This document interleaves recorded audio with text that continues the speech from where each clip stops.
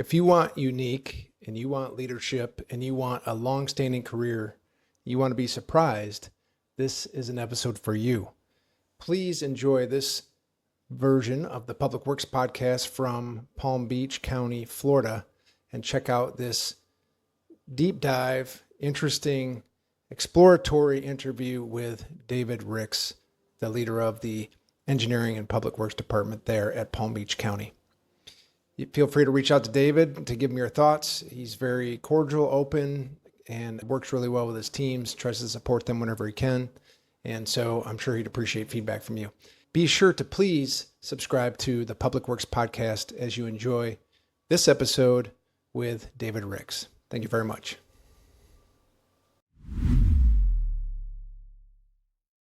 Welcome back to the Public Works podcast, where we highlight the people working behind the scenes to keep our communities safe, running, in motion.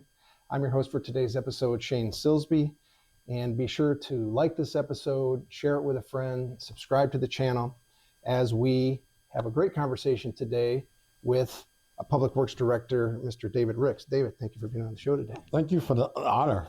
Yeah. This is awesome. That's great. And he's very busy, so it's awesome that we got to come in and check out the facilities here. Yeah. We are in South Florida today with the County of Palm Beach. And this county covers roughly 2,300 square miles. And correct me if I'm wrong, David, but that's larger than the state of Delaware. Correct. And it runs from the Atlantic Ocean, which is in that direction, to Lake Okeechobee, which is in that direction, I think. We're surrounded by water on both sides. The county holds close to 1.5 million residents. It looks like it contains 39 separate municipalities. And David is the leader responsible for a whole lot of what makes this place work. And we appreciate your time today. So before we dig into Palm Beach County, give our listeners a little quick version of your current role and what your department covers on behalf of the county. Where we are today, David. Let me start off my current role. I'm the County Engineer, Director of Engineering and Public Works Department. I work for the County Administrator, Mr. Joe Abruzzo, who in turn works for 7 elected officials, Board of County Commissioners. My responsibility is to manage the transportation infrastructure for the county. That's about almost 4,000 lane miles. Okay. About 300 bridges. Of the 300, 8 are bascule bridges. Bascule are the ones that goes up and down. Okay. We also have stormwater that goes with those roadway networks. And then another piece is 1,400 intersections signals. That includes basically all the county signals, all the municipalities. It's about 39 municipalities. The ones we don't handle, which is the City of Boca Raton, Town of Palm Beach. And also the DOT, the state signals on one big network. So it's unique in terms of how we set up. With that, where we're sitting at is our traffic management center. So we have a joint system that we manage with the state, the District 4, managing all those 1,400 signals under one traffic management system. So it's really unique, and it's a great partnership with the state on that. Okay, great. Now, just a little tangent here. Yeah. I'm coming from the other side of the country. Right. And my understanding is in Florida, counties are one of the primary assets for organizing all of the municipalities in the state. So is that why you're a hub for all of this, for the transportation systems and the signals and all that stuff? Does the counties play such a big role? You hit the nail on the head. And because we work with the state basically on a traffic network, we maintain their signals at a cost, and they pay us for that. But they leave most of the responsibility in terms of day-to-day maintenance, day-to-day operations to the county. And also because we have the Turnpike Authority that runs north and south of the county, and also the major interstate I-95 runs north and south. And so when they have major, basically, infrastructure projects at the Turnpike level and then at the state level, we have to interface because they connect with our roads. And so we get involved with their major rehab projects. For example, we had a presentation last week by the Turnpike Authority. They're doing projects all widening from south of the county between us and Broward, all the way north to Martin County. It's about $2.3 billion worth of work. Wow. Widening, and they're putting sound barriers next to the affected homes, and that's why we had a presentation by the Turnpike Authority.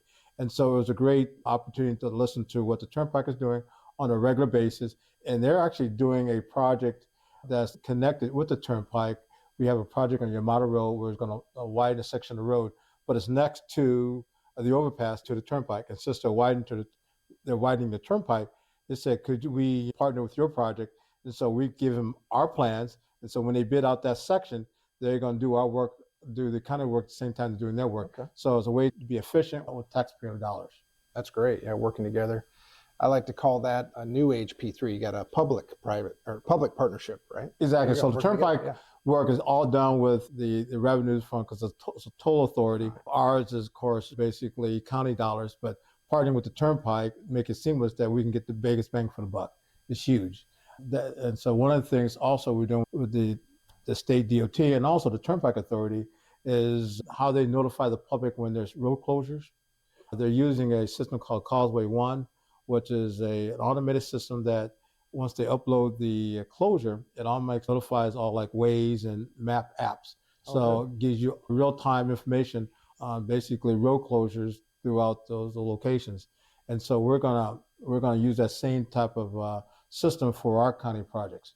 But they've made it statewide for all the Turnpike projects and all the regular DOT projects since about 2 years ago. And so several counties, I think Osceola County is using it, some other counties, and we're going to jump on that here pretty soon, and a couple sample projects to start out with. All right, so that's great. So your team here is working hard for you to make sure you don't run right into congestion. You get another alternate route. It's critical. It's critical. Yeah. So you're doing all this great stuff because you've had an interesting journey to get to this point. Right. So I wanted to talk to you a little bit about that. If you don't mind taking us back to the beginning of your career, how did you find your way into engineering, and then what might have pulled you in toward the public sector? It's a unique journey. When I was a teenager, my dad loved tinkering stuff. And so he bought me basically these little kits that you can build like an engine out of plastic and you see it run, whatever. And then there was a company that he had to buy a magazine called the Heathkit. He's out of business now. Okay. But Heathkit, you look in it and you build electronic stuff. So you buy it, you get it, and it tells you how to put it together. And so I had an inkling, I like to tinker with stuff. And then at the end of my junior year, there was a program at the Naval Academy called the Science Seminar. They still have it.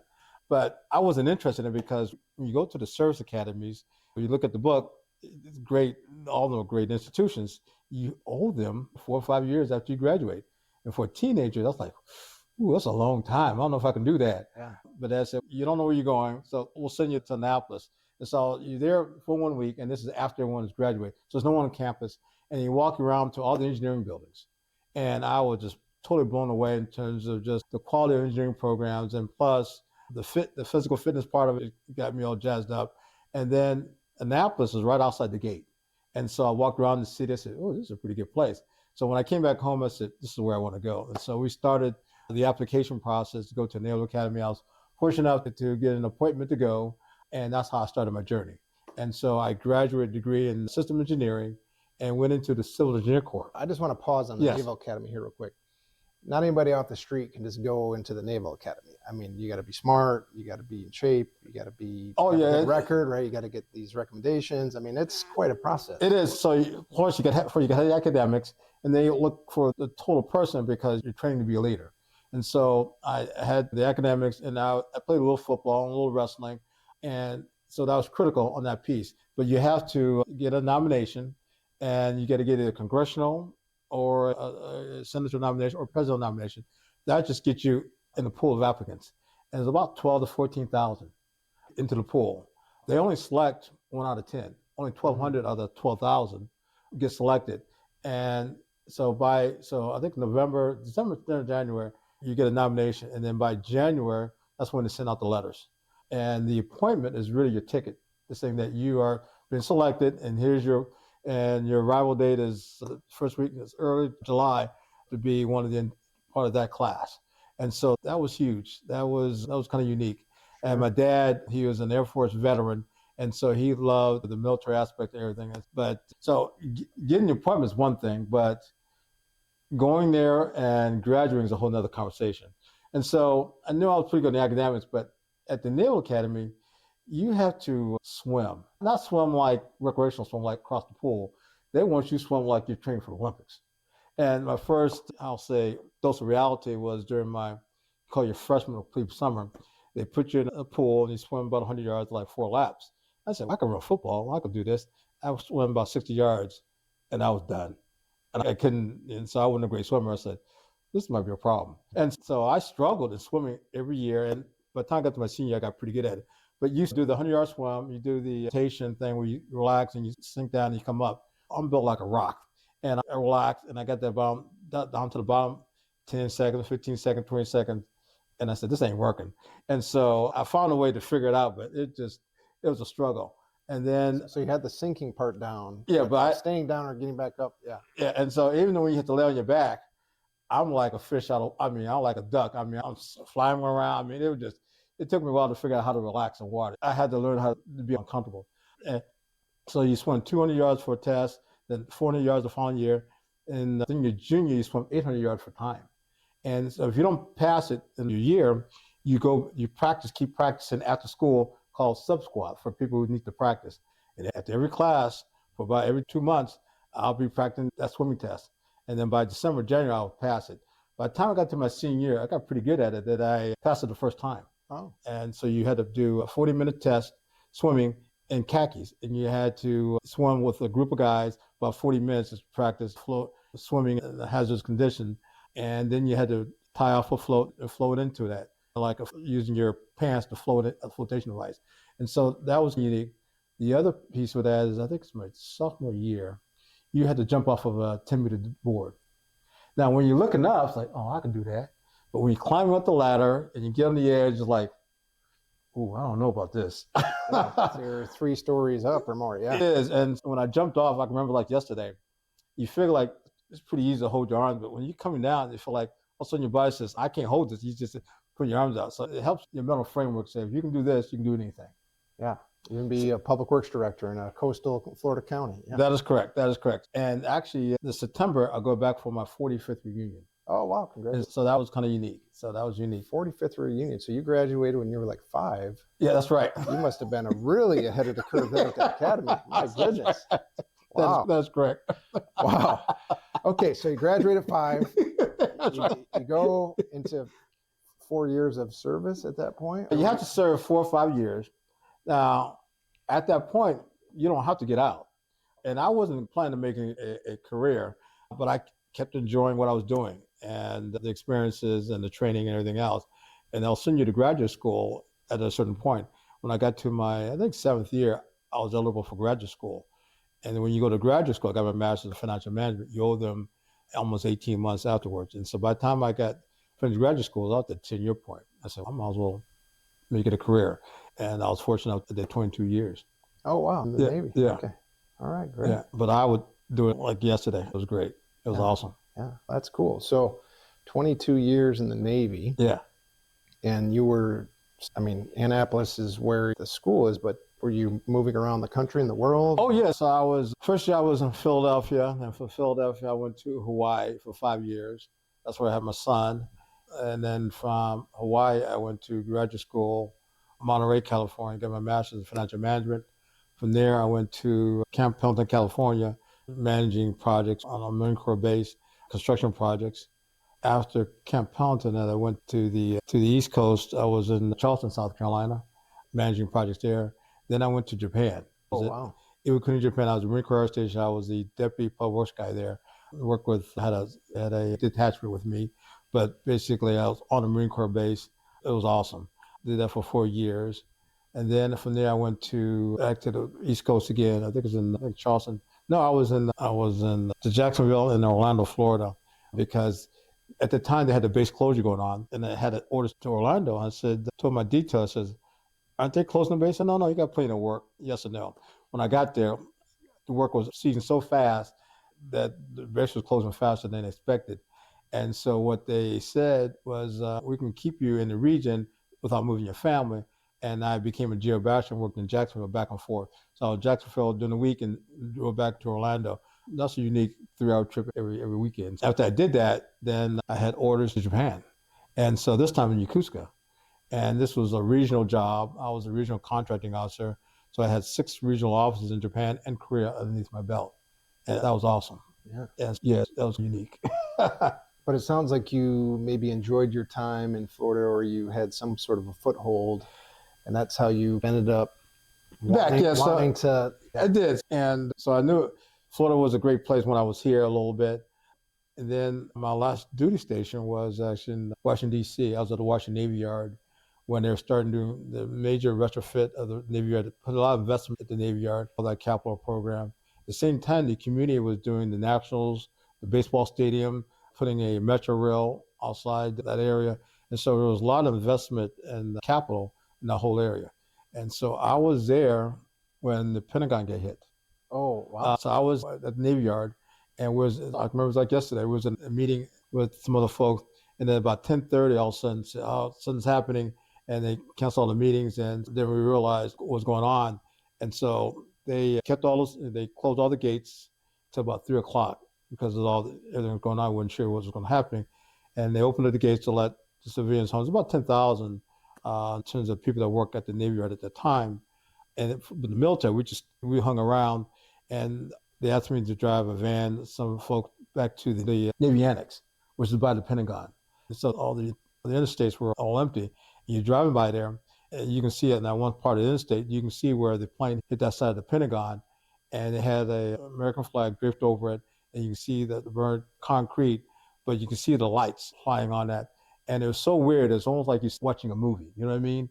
And I said, this is real stuff.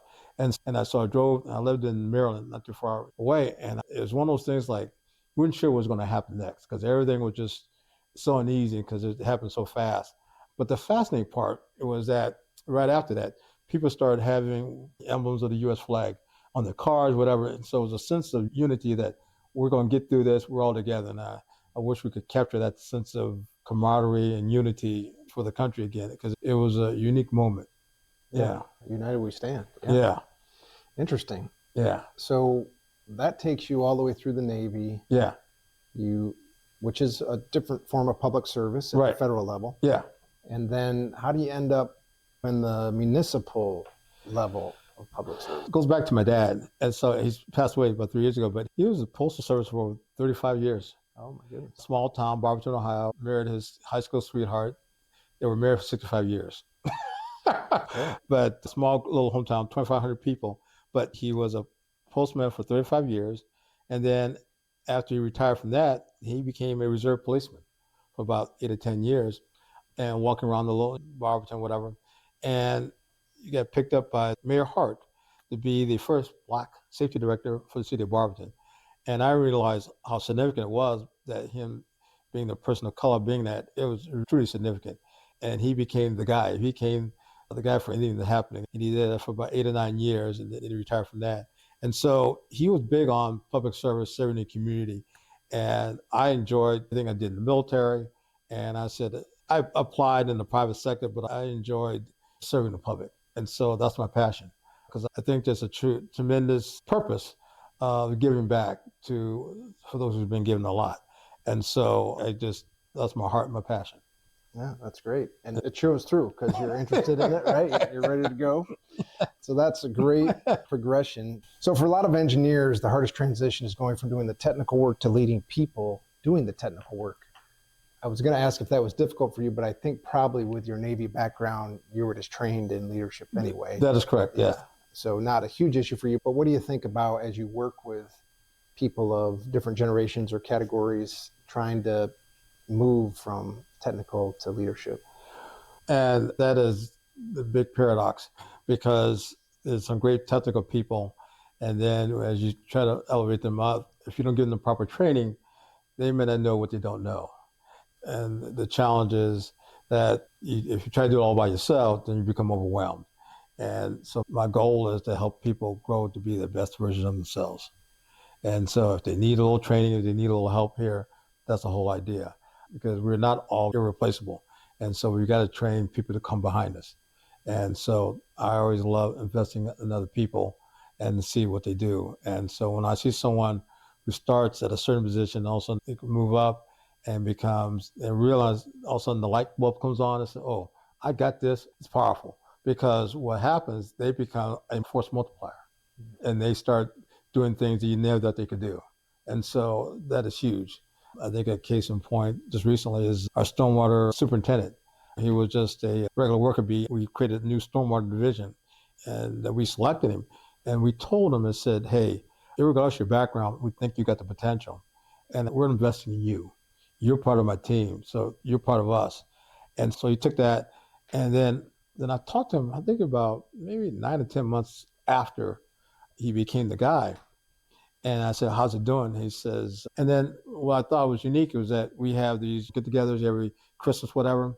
And normally we call up people from that unit, and they come in the video talking about safety awards, whatever. Well, when they called up his division, everybody from the division came up as a group, 20 or 30 of them, which was kind of unique. And I asked him, I said, so why'd you do that? He says, because initially I did that because I was afraid to speak. But eventually I called them up because they're part of me. They're part of the group. I'm since ownership of that group, and they're part of my team.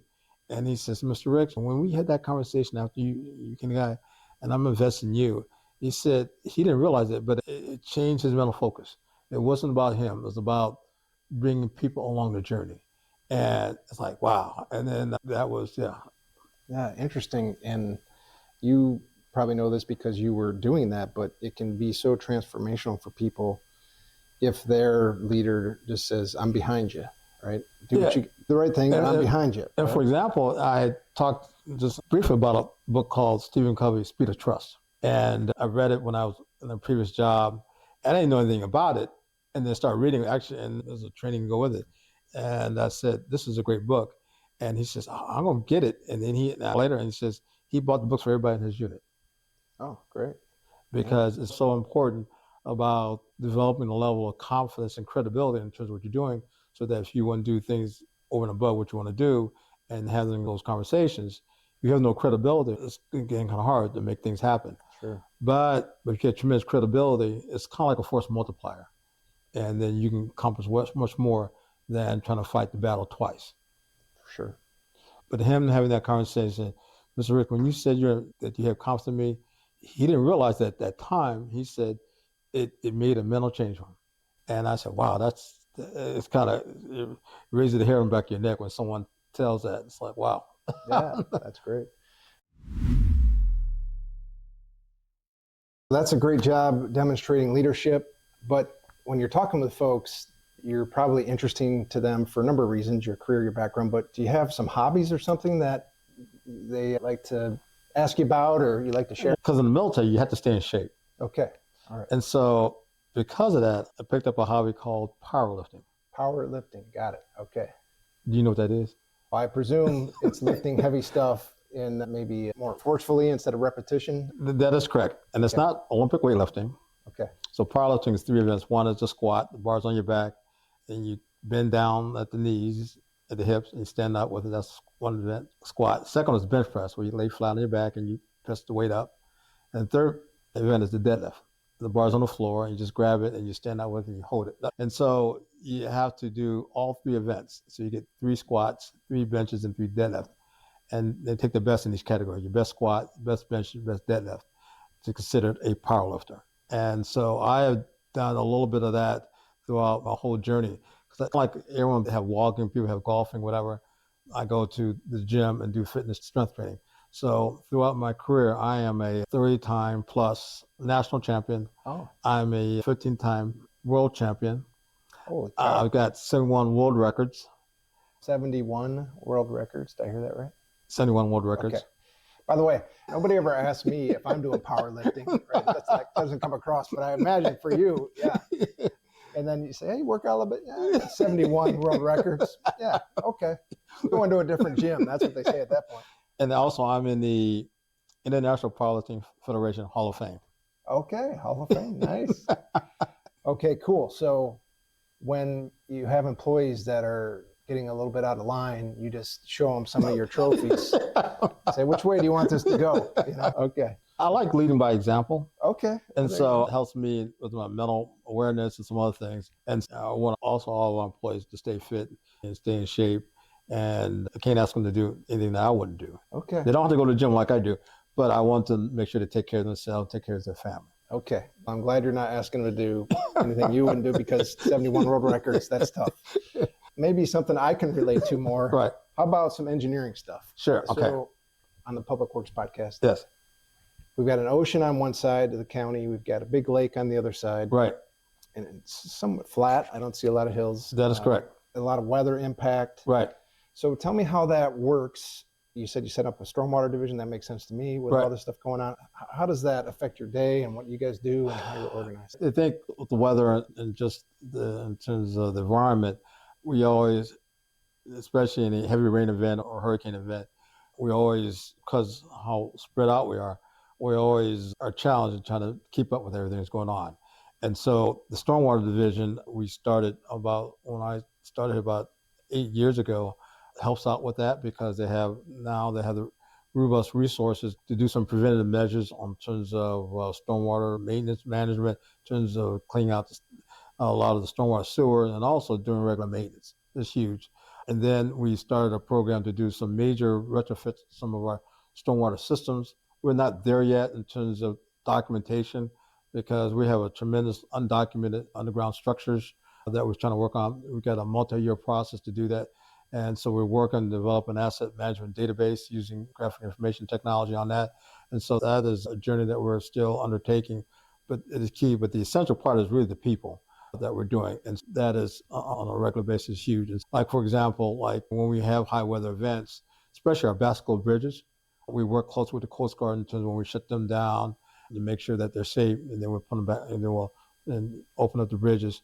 And so one of the things that we've done recently is that we've had some issues in terms of the safety of some of our bridges. And we're going to be investing in camera technology to provide, I'll say, state-of-the-art camera technology around all of our bridges so that anybody, when we start the operation to open up a bridge, these cameras will sense any car movement or pedestrian movement or boat movement underneath the bridge to tell our bridge tenders, hey, there's something inside the envelope and we need to stop the sequence. So using technology to leverage our people assets is huge. Okay, so safety measures because a lot of moving parts and stuff going on. Yeah. That is correct. That's great. Okay, well, that's the geography and the demographics of what's happening, but you talked early on when we started about your team and that work. Let's see what they're working on. Okay. What's the headline number for your capital program? And then what are the projects or initiatives you're proudest on that your team has delivered for its community? So how big is this program, and then what are the main things? So we have two facets. One is a major capital work. We have a 5-year capital program. We're in the process of that program being updated, reviewed by the Board of County Commissioners. They'll approve it sometime in September. But we're looking at almost $400 million over 5 years. We're going to do probably about $100 to $120 million in the next 6 to 12 months of major projects. These are major repairs or major road widening projects. And then we have general maintenance projects. We have almost $6 to $8 million road resurfacing projects to keep up with our road network and critical. And then we do things with our signal timing to update our signal timing throughout the 1,400 key intersections. That what keeps us really busy. Sure. And some of those updates to your signals are probably communications and videos to link back to what we're seeing here in the background. That's correct. And so we are in the process of doing a couple of things with technology. One is on emergency vehicle preemption for our fire trucks. And the same company also going to do our TSP, tracking signal priority, for our bus systems. And so the EVP, the vehicle preemption system, as you well know, fire station, if they decide to go active, the light from the fire station, turns green, and then they turn on the sirens. The vehicle preemption system, they put a signal on the truck, and then we have the same device and all the signals along the corridor that once they turn it on, all the signals turn green. And so this is a new technology. It's been implemented in other places, and we finally got dollars to do that. And so we're looking to do this on a lot of major corridors for our fire systems. And so we're working very closely with the fire department on that. And then triangle signal priority, we're doing right now on one quarter, US 1 quarter for our Pendleton, which are our bus systems. We're about 40 to 50% done in terms of devices in the buses, and also the device also in the signals. And the unique thing was that we have one vendor that's doing both systems. So when we started this journey initially with the fire department, because they wanted to update their signal system, because we maintain all the signals. And we said, at the same time, we found out that the bus system was getting a state grant, or a federal grant, the tracking signal priority system. And instead of having two separate systems that we would have to maintain, our staff said, hey, maybe we can get a one system that can do both. And so they work closely with the fire department and also with the transit agency PalmTran to had reached a lot of vendors to see what you can do and found out there is technology that can do both. And so we had a joint RFP and we selected the vendor that could do both systems. And so we're implementing that. And so that's huge. And so it's an efficiency saving for just the using of the system because you're having one technology that you flip a switch is going to be for the bus system, another switch is going to handle the vehicle preemption system. And so it's a tremendous accomplishment of teamwork with the fire department and also the bus, PalmTran. Oh, that's great for the community to know that it'll improve their travel times and headway times and predictability, right? Exactly. And then another piece of technology we're doing, we just got 2 state grants to do adaptive signal systems. Adaptive signal systems, what it does is it takes a look at real-time traffic and adjusts the timing on that signal to improve traffic flow. We're going to do about 20 signals downtown West Palm Beach, 1/4 is along Okeechobee from 95 to Flagler, and another one is going to be north and south. Total 20 signals that we just contract got awarded in March/April, and they'll start implementing part of the sensors and changing out the cabinets hopefully this fall by looking to have it all done by April 2027. Okay, great. Lots going on, a big network. But you need a team to do that. And I know we communicated previously, you're big on people trying to tell their story. And this is something that the American Public Works Association, we're always trying to get people to tell their story. But you had a specific initiative and you took this on as kind of a personal mission to help with that. Do you want to talk about that a little bit, David, and how you set up a team or whatever to help with communications and highlighting the efforts of Public Works and what your team's doing? So when I took over this department, one thing I realized now after a couple of years that we don't do well telling our story. And so I'm not smart enough to be the only voice of the department. And so we developed a public information office to do that. And Lady Hereford here is the leader of that division. And what we do is that we have a quarterly newsletter, is one thing, but also we do things with social media. And so they've been very engaging with our frontline folks. Say, anything you're doing, let us know. And their videos are unique. She had to show you some of the unique videos they put out for safety events. We have Operation Orange, the thing in terms of traffic, our traffic technicians, what they do on a regular basis. It was amazing. And hurricane preparedness is what we just, and our folks love being out there, being the story. And so amazing, once you give them opportunity to be the voice of the frontline folks, you just let them do their thing. Yeah, that's great. Do we want to promote any of the sources right now? What are we on Instagram, LinkedIn? How do you want to promote that communication effort? What are you on a city website? How do people see? Instagram and Facebook. Instagram and Facebook. EPW, yeah. Engineering Public Works. Okay, EPW. So I'll put that in the show notes, but we'll make sure we get you some love there. All right, so you spend a lot of time likely in front of the board, like many public works directors, in front of community groups. Sometimes citizens give you a little insight into what their thoughts are. Right. How have you learned to translate that technical work into the language that lands best with maybe a non-technical audience? I think the key thing is try to keep it simple and try to think in their shoes. If I was listening to this, what would be the most important thing that I want to care about? Sometimes the technical stuff is great. It doesn't mean a lot of things. So what are you trying to tell me, Mr. Ricks? And so I learned through trial and error to keep it simple and be consistent in your word. The other piece that is when you're giving out deadlines, I like to be very conservative because things happen. And so it's great to have a long schedule, but if you finish early, it's great.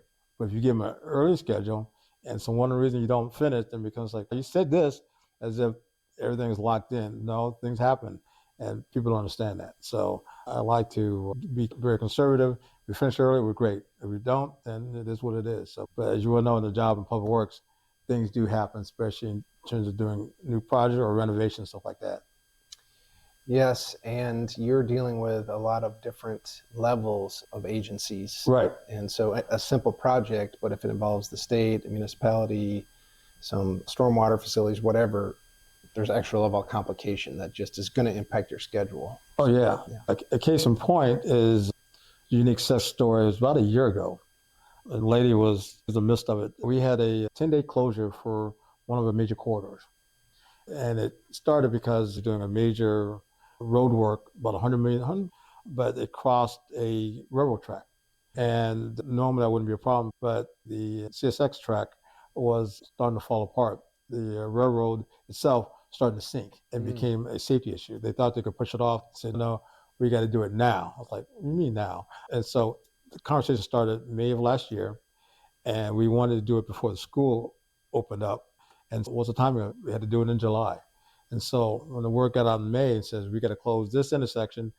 The major corridor is about 55,000 vehicles a day. You can imagine. And so the detour route, we had to work through all that. And so the initial word from a lot of communities like, oh, I don't know about this. And so one of the key things was the emergency vehicles. And so we've got to work around for the emergency vehicles. But for the traveling public, the detour is the detour. So we had almost like a 35-day full court press with the DOT, the railroad, to make sure that if we say this, whatever the date is, you guys are going to make it happen. Because we can't just say 1 week and I'll say, no, it's going to take 2 weeks. No, you got to lock it in. You got to make sure you have resources to do that. And so we also had all the municipalities. There's about 100, 150,000 people in the surrounding communities that are being affected by that piece. And then you had the sheriff office. They had to ramp up because of that, provide traffic control. We had our fire department. They had to ramp up because of that. And so this was a huge undertaking. And then when you start getting out to the public, when they heard about it, it's like, this is outside that major road. These are smaller local roads, 2-lane roads, which just normally can't handle the normal traffic. And so people says the day-to-day stuff is already bad. And you're going to close this major corridor? We're concerned. And so people were fretting, even the news media, you know how they get ramped up, same thing, to the point when right before the closure started, they had a countdown clock. And they had the DOT rep, Mel Pollock, on the TV says, it's going to start here. So what do you anticipate? And so that type of thing. So it started on a Friday, and because it started the weekend, no big deal. But Monday morning was the first, I'll say, rush hour. And so what they did, we had a full command center with the sheriff office. He had 60 people, deputies, motorcycle cops and people, community service agents, 60 uniformed personnel. Every morning I was there. I was handling the traffic center to do that. And then we also had the fire department, the joint command center, going out, being deployed to make sure traffic routed. And then lady would work with the media group to handle the media release and stuff like that. And by Wednesday, because everything went better than we expected, media says, oh, this is a non-story. When you're busy doing it, you don't realize how much media it was. And afterwards, let's gather what lessons learned. And she sent me some clips of some of the media releases right before it. People were saying, we're going to die. I was at a public meeting 30 days before this event, and there's the Indian Trails, a smaller community. And in that public meeting, people said, we're going to die. And the sheriff office was there, and so was fire department. We've done major events. It's not our first rodeo. And so it was great teamwork with public officials, safety agencies, talking about this is what we're going to do. We know there's a challenge. We all have to be conscious of our neighbors and watch out for yourself. And so we got through that. But if you listen to people who are fretting about it, it's a wholly different story. And so that was a tremendous, we actually received a NACO award, National Association of County Award, for that effort. But it was a tremendous teamwork, integrated teamwork for multiple parties. And that was unique. That was it was like being in the military. I mean, especially 6 o'clock in the morning, and Captain Mugraves, he's the PBSO traffic rep. He was up there saying, okay, here's the roll call. Here's what we're going to do. And then he calls out, said, traffic guy, Mr. Ricks, what are you talking about? I said, we're good and whatever. And so what we had to do along the whole route, we had to install more connectivity to all the cameras along that route because some of them didn't have cameras. And so we had to make sure all that was done. And then the fascinating part was, you realize how people are interested in information, is that we published that have these cameras for the route online right before it happened. And we had over 1 million viewers in 3 days. Wow. Now, this is on our regular internet, so it crashed. System crashed. And so people, I can't see, then you guys don't know what's going on. I said, no, we got a different system for the public safety folks. But we got it up and running eventually. But people were definitely hungry for information. And so that was a lot of partnership to make that happen. So that was unique. Sure. So a lot of an interesting experience there, Yeah. and sharing information for that huge project, which brings me to my next question Yes. on what is your advice, David, for based on your experience, providing information for younger engineers or people in public works or operators listening to our show who are good technically, but might be terrified of being in that room and public speaking and trying to present to community or to this kind of command team. What's your advice for them? Two things. One, you got to know your job. You got to be technically proficient because they'll take your information and run with it. And so if you're not sure, don't guess. So be technically proficient in terms of what you're going to do. Two is that from a public speaking standpoint, as you work through your career journey, is find opportunities to volunteer. Like when I was in the military, I did Toastmasters to help me along that way. But also I volunteered at another agency. So when you do that, you get thrust into speaking roles. Maybe not an operational role like you're Johnny on the spot, but you get a casual opportunity to be a public speaker, helping out, leading an event, whatever. And that will help develop the level of competency for doing those things. And so that'd be my advice. I think that's great. And I like what you said about don't guess. We see a lot of maybe people in the news or media right now guessing or projecting or assuming. And I think as engineers, sometimes you have to estimate. Right? But exactly. You're making an educated estimate. Right. So at least you can defend it. Right, exactly. A point of foundation. So I think that's great advice there. Okay, what's one thing about public works that you wish the average resident understood? Especially here, it's not just one agency, it's a teamwork. And so, like I started this conversation, I work with the state DOT, work with Turnpike Authority, work with all the municipalities on things. And so when something happens, they may say, we think it's West Palm Beach, we think it's the state.